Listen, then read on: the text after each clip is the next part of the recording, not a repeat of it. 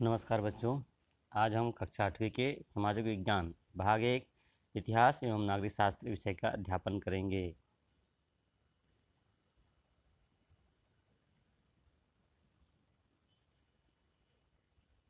अध्याय 6 भारतीय राष्ट्रीय आंदोलन।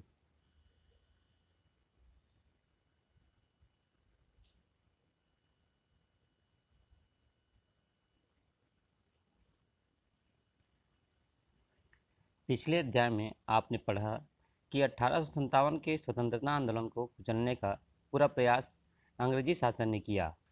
भारत के इतिहास में इस आंदोलन के पश्चात नए युग की शुरुआत हुई। 1857 के स्वतंत्रता आंदोलन से जनता को एहसास हुआ कि देश की आर्थिक, राजनीतिक एवं सामाजिक परिस्थितियां देश के लोगों को एक दूसरे के समीप ला रही हैं। वे यह भी जानते थे कि लोगों को जागरूक करना होगा, उनमें राजनीतिक चेतना पैदा करनी पड़ेगी तथा भारतीय राष्ट्र का लक्ष्य पाना होगा। इसलिए यह जरूरी है कि लोग में राष्ट्रीय एकता और राष्ट्रवाद की भावना को बढ़ावा दिया जाए। आप ये जानते हैं कि भारतीय राष्ट्रीय आंदोलन मूलतः विदेशी आधिपत्य के विरुद्ध एक संघर्ष था। ब्रिटिश शासन के अत्याचारों से उत्पन्न परिस्थितियों ने भारतीय जनता में राष्ट्रीय भावना विकसित करने में सहायता दी थी। वे परिस्थितियां निम्नलिखित थीं। पहला, लोगों में जाति घृणा, सामाजिक कुरीतियों एवं असमानता को दूर करने हेतु प्रयास। दूसरा, समूचे देश का राजनीतिक रूप से एकीकरण हुआ। तीसरा, डाक तथा संचार व्यवस्था प्रारंभ करना। चौथा, अंग्रेजी भाषा का प्रचार प्रसार करना। पांचवा, अंग्रेजों के पक्षपातपूर्ण आर्थिक नीति और शोषण के कारण भी देश में राष्ट्रवाद का उदय हुआ। राष्ट्रवाद क्या है? राष्ट्रीय एकता की भावना, देश प्रेम, सांस्कृतिक तथा ऐतिहासिक परंपराओं पर अभिमान की भावना को सामूहिक रूप से राष्ट्रवाद कहा जाता है। 18वीं सदी में इंग्लैंड में औद्योगिक क्रांति हुई। अंग्रेज व्यापारी विश्व भर के कई देशों में अपना माल बेचते थे। उन्हें अपने कारखानों के लिए सस्ते कच्चे माल तथा तैयार माल के लिए बाजार चाहिए था। इसलिए भारत की कृषि, उद्योग, व्यापार आदि की नीति अंग्रेजी अर्थव्यवस्था को बनाए रखने के लिए ही बनाई गई। अतः उन्होंने भारत का हर तरह से आर्थिक शोषण किया। इस नीति का हमारे देश के नेताओं ने डटकर विरोध किया। इसी विरोध की भावना से उत्पन्न विचार को आर्थिक राष्ट्रवाद भी कहा गया। भारतीयों को पाश्चात्य साहित्य एवं दुनिया के अन्य भागों की घटनाओं के बारे में जानकारी मिली। इससे उनमें राजनीतिक जागरूकता आई। अब भारतीय समझने लगे कि भारत के पिछड़ेपन के लिए ब्रिटिश शासन की आर्थिक नीतियां ही जिम्मेदार है, जिनके कारण किसान, शिल्पकार और कारीगर बर्बाद हो गए।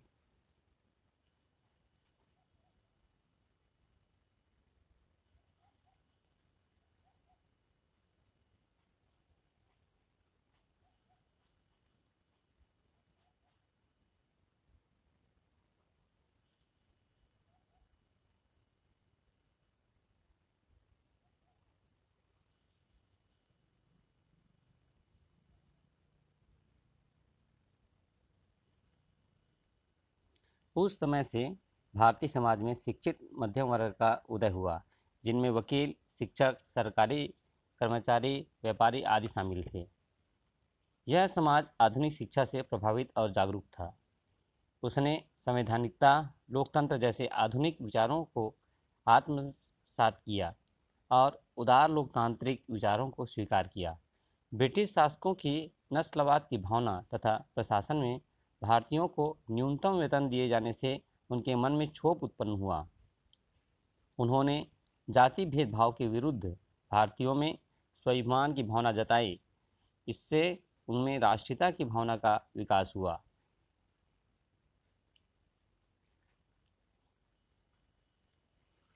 भारतीयों की राजनीतिक सभाएं प्रारंभ में कलकत्ता, बम्बई और मद्रास जैसे प्रांतीय नगरों में हुई। ईस्ट इंडिया एसोसिएशन सन 1851 में कलकत्ता में ब्रिटिश इंडियन एसोसिएशन की स्थापना हुई। 1852 में मुंबई एसोसिएशन तथा इसी वर्ष मद्रास नोटिस एसोसिएशन का गठन किया गया। ईस्ट इंडिया एसोसिएशन लंदन में राजनीतिक प्रचार करने के उद्देश्य से दादा भाई नौरोजी द्वारा 1866 ईस्वी में इसकी स्थापना की गई थी। इसकी बहुत सी शाखाएं भारत में खोली गई। इसका उद्देश्य भारतीयों की समस्याओं और मांगों से ब्रिटेन को अवगत कराना तथा भारतवासियों के पक्ष में इंग्लैंड में जन समर्थन तैयार करना था। इन संगठनों की प्रमुख मांगें थी सरकार में भारतीयों की भागीदारी, करों में कमी की मांग तथा भारतीय समाज में व्याप्त कुरीतियों को समाप्त करना। इन संगठनों में प्रायः शिक्षित तथा उच्च वर्ग के लोग थे। बाद में ऐसे कई संगठन बने जिनमें जन सामान्य के लोग भी सदस्य बने। ऐसे संगठनों में 1870 में पुनः सार्वजनिक सभा, 1884 में मद्रास महाजन सभा और 1885 में बॉम्बे प्रेसिडेंसी एसोसिएशन प्रमुख थे। छत्तीसगढ़ में भी इसी तरह कुछ संगठनों के विकास में राजनीतिक जागृति दिखाई पड़ने लगी थी। ये नए संगठन पहले की अपेक्षा अधिक प्रखर थे। ये अंग्रेजों द्वारा भारतीयों से किए जा रहे भेदभाव एवं शोषण के विरोध में सभाएं करते थे। इनकी मांगें संपूर्ण भारत के लिए होती थी। सुरेंद्रनाथ बनर्जी ने 1853 में कलकत्ता में आयोजित इंडियन एसोसिएशन की बैठक में देश के सभी लोगों को आमंत्रित किया। यह प्रथम अखिल भारतीय प्रयास था। कालांतर में एक नए अखिल भारतीय सम्मेलन बुलाया गया, जिसका प्रथम अधिवेशन 28 दिसंबर 1885 को मुंबई के गोकुलदास तेजपाल संस्कृत पाठशाला में प्रारंभ हुआ। देश के विभिन्न भागों से 72 प्रतिनिधि इस अधिवेशन में सम्मिलित हुए थे। व्योमकेश चंद्र बनर्जी इस अधिवेशन के अध्यक्ष थे। इसी अधिवेशन में अखिल भारतीय राष्ट्रीय कांग्रेस की स्थापना हुई। भारतीय राष्ट्रीय कांग्रेस अधिवेशन के प्रमुख उद्देश्य इस प्रकार हैं। पहला, भारत के विभिन्न भागों में रहने वाले लोगों को संगठित करना। दूसरा, धर्म जाति आदि के भेद से परे एकता की भावना उत्पन्न करना। तीसरा, एक दूसरे की समस्याओं को जानना। चौथा, राष्ट्र की प्रगति के लिए आवश्यक उपायों पर विचार विमर्श करना। पांचवा, स्वतंत्रता, समानता तथा स्वराज्य में आस्था व्यक्त करना। 1876 में भैरमगढ़ बस्तर में विद्रोह हुआ था। कांग्रेस सम्मेलनों में हो रही चर्चाओं से सरकारी अधिकारी चिंतित होने लगे, क्योंकि शासन के बारे में जो कुछ कहा जा रहा था वह सच था। सरकार इसका खंडन भी नहीं कर सकती थी। कांग्रेस को लोकप्रिय न होने देने तथा भारतीयों की सदस्यता को रोकने के लिए सरकार ने कमर कस ली थी। इन दिनों ऐसे कार्यक्रमों में भाग लेने की अनुमति नहीं थी। कांग्रेस के प्रारंभिक नेता नरम विचारों वाले थे। उन्होंने अंग्रेजों का विरोध किए बिना देश की राजनीतिक आर्थिक प्रगति का प्रयास किया। अपनी मांगों को शासन के समक्ष रखकर देश की समस्याओं का हल निकालने का प्रयत्न किया। ब्रिटिश शासन ने अधिवेशनों में रुकावट पैदा की। इन सब विरोधों का सामना करते हुए राष्ट्रीय कांग्रेस अपना कार्य सुचारू रूप से कर रही थी। देश प्रेम की भावना से प्रेरित होकर बड़ी संख्या में युवा वर्ग राष्ट्रीय कांग्रेस में सम्मिलित होने लगे। महिलाएं भी अधिवेशन में भाग लेने लगी। छत्तीसगढ़ में भी राष्ट्रभक्त युवकों की कमी नहीं थी। यहाँ की जागरूक नवयुवकों ने जन जन में देश प्रेम की भावना जगाने का प्रयास किया। इनमें पंडित माधवराव सप्रे का नाम प्रमुख है। माधवराव सप्रे, इन्होंने 1900 में छत्तीसगढ़ मित्र नामक समाचार पत्र तथा 1906 में हिंदी केसरी के नाम से साप्ताहिक समाचार पत्र निकालकर लोगों में देश प्रेम की भावना को विकसित किया। स्वराज्य के लिए संघर्ष, आंदोलनकारी दलों का निर्माण एवं प्रवृत्तियाँ। आप यह जानते हैं कि कांग्रेस ने प्रतिवर्ष अधिवेशन करके प्रतिनिधियों की संख्या में वृद्धि की। महिलाओं की सहभागिता से भी सुधारात्मक आंदोलन शुरू किया। भारतीय स्वतंत्रता आंदोलन में भाग लेने वाले महिलाएं: रानी लक्ष्मीबाई,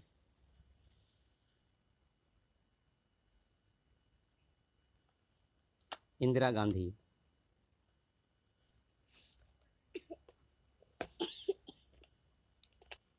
कमला देवी चट्टोपाध्याय, लक्ष्मी सहगल, किट्टूर रानी चेन्नम्मा, सरोजनी नायडू,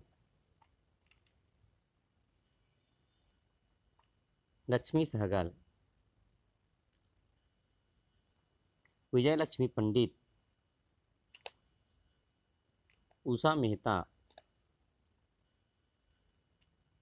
कमला नेहरू, प्रीतिलता वादेदार, बेगम हजरत महल, बिकाजी कामा, अरुणा आसफ अली, ये सब महिलाओं ने भारतीय राष्ट्रीय कांग्रेस में भारतीय आंदोलन में भाग लिया। इन महिलाओं की सहभागिता से भी सुधारात्मक आंदोलन शुरू किया। वे प्रार्थना पत्रों, निवेदनों के द्वारा अपनी मांगे ब्रिटिश सरकार के समक्ष रखते थे। सरकार मांगे पूरी करेंगी, ऐसा उनका विश्वास था। अंग्रेज सरकार ने उनकी मांगों की ओर कोई ध्यान नहीं दिया, भारतीय राष्ट्रीयता की भावना को कमजोर करने का प्रयास किया। तत्कालिक वायसराय कर्जन: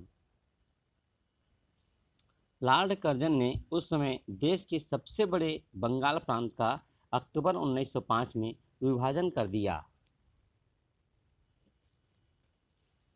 क्षेत्र की दृष्टि से बंगाल भारत का बड़ा प्रांत था। इसमें बंगाल, बिहार तथा उड़ीसा का भी समावेश था। अंग्रेजों ने इस विभाजन को प्रशासनिक सुविधा बताया, किंतु उनका उद्देश्य राष्ट्रवाद की भावना को कमजोर करना था। बंगाल प्रांत के विभाजन के पीछे सुविधा का एक कारण हो सकता है, किंतु वायसराय कर्जन का वास्तविक उद्देश्य हिंदुओं एवं मुसलमानों में फूट डालकर राष्ट्रीय आंदोलन की भावना को कमजोर बनाना था। नवनिर्मित पूर्वी बंगाल में मुसलमान बहुसंख्यक थे। कर्जन की इस नीति का मुख्य उद्देश्य था मुस्लिम बहुल प्रांत का निर्माण करना तथा मुसलमानों को ब्रिटिश शासन का समर्थन करना। बंगाल विभाजन से जनमत अत्यंत उग्र हो गया। लोगों ने उस दिन शोक दिवस मनाया, ब्रिटिश माल का बहिष्कार किया, स्वदेशी माल को खरीदने की शपथ ली, वंदे मातरम और स्वदेशी का नारा लगाया गया। विद्यार्थियों ने सरकारी विद्यालयों का बहिष्कार किया। राष्ट्रीय भावना जागृत करने वाली शिक्षण संस्थाओं, राष्ट्रीय विद्यालयों की स्थापना हुई। अब बंग भंग विरोध आंदोलन एक राष्ट्रव्यापी आंदोलन बन गया। बंगाल विभाजन युक्तिगत संगत नहीं था, इसलिए अंग्रेज शासकों को 1911 में इसे रद्द करना पड़ा। यह घटना राष्ट्रवादियों के लिए बहुत बड़ी विजय थी। कांग्रेस सतत क्रियाशील रही। 1906 में कांग्रेस का अधिवेशन कलकत्ता में हुआ।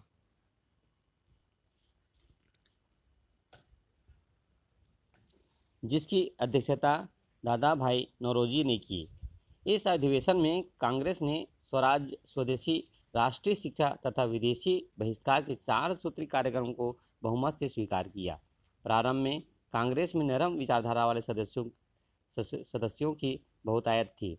1907 के सूरत अधिवेशन में कांग्रेस 2 भागों में विभक्त हो गई, जिसमें नरम दल एवं गरम दल के नाम से जाने गए।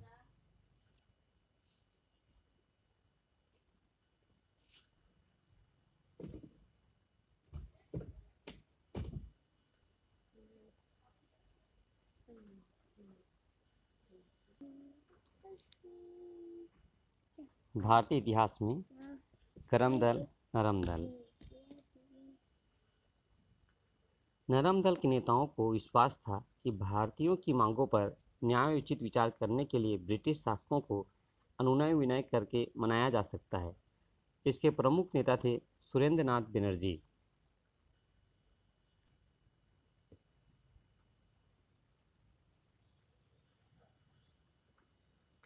सुरेंद्रनाथ बनर्जी, गोपाल कृष्ण गोखले, फिरोज शाह मेहता आदि 1905 में नरम विचारधारा वाले नेताओं के स्थान पर गरम विचारधारा अर्थात उग्र राष्ट्रवादी नेताओं का महत्व बढ़ने लगा। गरम दल के नेताओं का मत था कि सरकार से केवल अनुनय विनय करके भारतीय अपना अधिकार प्राप्त नहीं कर सकते। वे अंग्रेजों की सत्ता को भारत से हर तरह से उखाड़ फेंकना चाहते थे। ब्रिटिश सरकार की सद्भावना में इन नेताओं को कोई आस्था नहीं थी। उन्होंने जनता के आत्मबल एवं देश प्रेम की भावना जगाई और देश के लिए कोई भी कुर्बानी देने के लिए तैयार रहने को कहा। ये नेता थे लाल बाल पाल अर्थात लाला लाजपत राय, बाल गंगाधर तिलक और विपिन चंद्र पाल।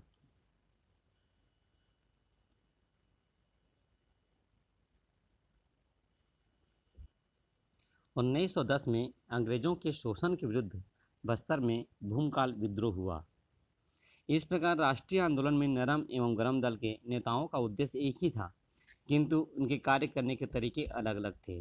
उनके कार्यों से देश की जनता में राष्ट्रीयता की भावना विकसित हुई।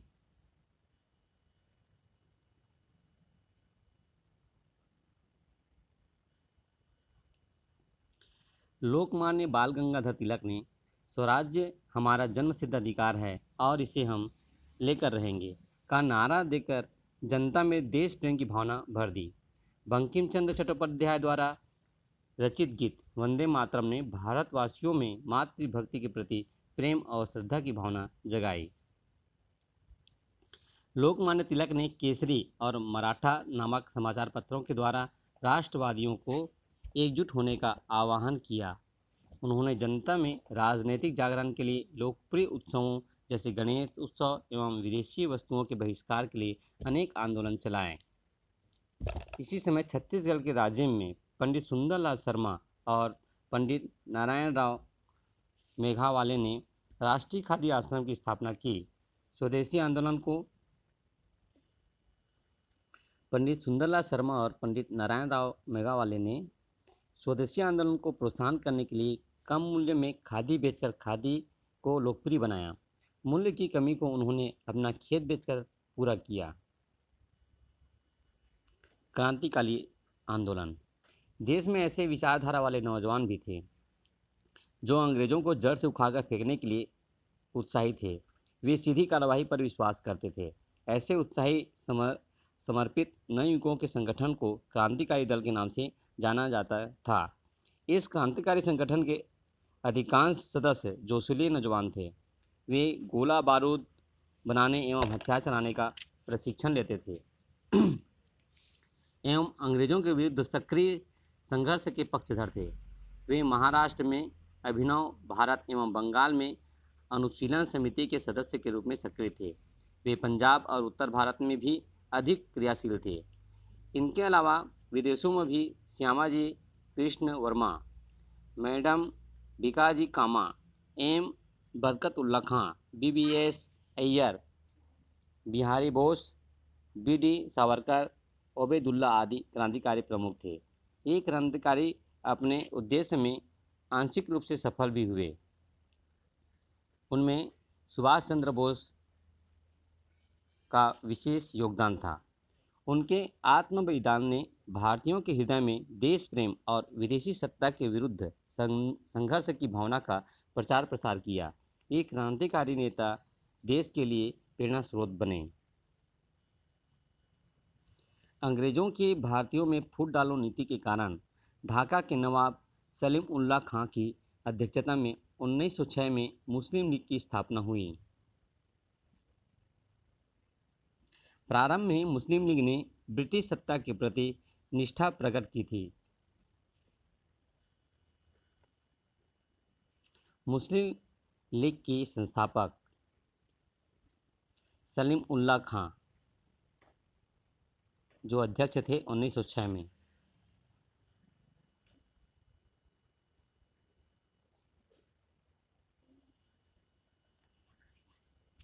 बाद में उन्होंने भी अंग्रेजों की दोहरी नीति समझ में आ गई। अंततः लखनऊ में सन 1916 की सर्वदलीय बैठक में समझौता हुआ। परिणामस्वरूप हिंदू मुस्लिम दोनों ने मिलकर असहयोग आंदोलन में अंग्रेजों के विरुद्ध जबरदस्त संघर्ष किया। असहयोग आंदोलन और नरम दल और गरम दल का प्रभाव रायपुर के प्रांतीय अधिवेशन पर भी पड़ा। यहाँ वंदे मातरम राष्ट्रीय गीत के कार्यवाही की शुरुआत करने के सुझाव पर वैचारिक मतभेद हुए। दादा साहेब खावड़े एवं उनके साथियों ने तात्यापारा रायपुर के हनुमान मंदिर के सामने वंदे मातरम का सामूहिक नारा लगाया था तथा जनसभा में स्वदेशी के महत्व को समझाया। सन 1911 में कलकत्ता के स्थान पर दिल्ली को भारत की राजधानी बना दिया गया। भारत की राजधानी दिल्ली।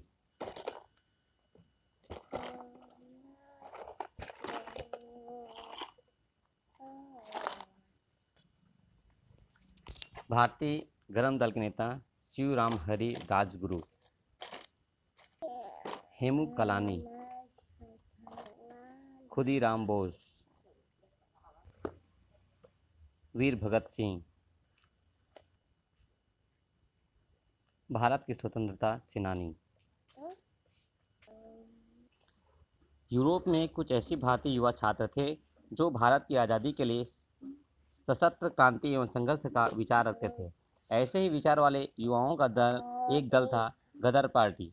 गदर पार्टी सन 1913 में उत्तर अमेरिका में सक्रिय था। उसके नेता लाला हरदयाल थे। उनकी सक्रियता के कारण ही उन्हें देश में निष्कासित किया गया था। गदर पार्टी के प्रमुख नेता लाला हरदयाल, जिनको उनकी सक्रियता के कारण उन्हें देश से निष्कासित किया गया था। कुछ समय बाद गदर पार्टी के कुछ सदस्य भारत में लौट आए।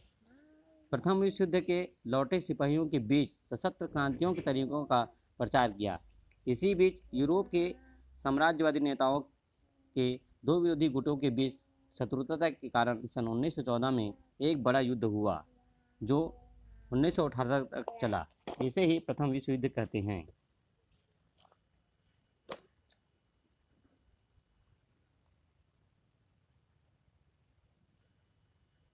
स्वराज्य, होम रूल अर्थात स्वशासन, जिसका अर्थ है अपने शासन को स्वयं चलाना।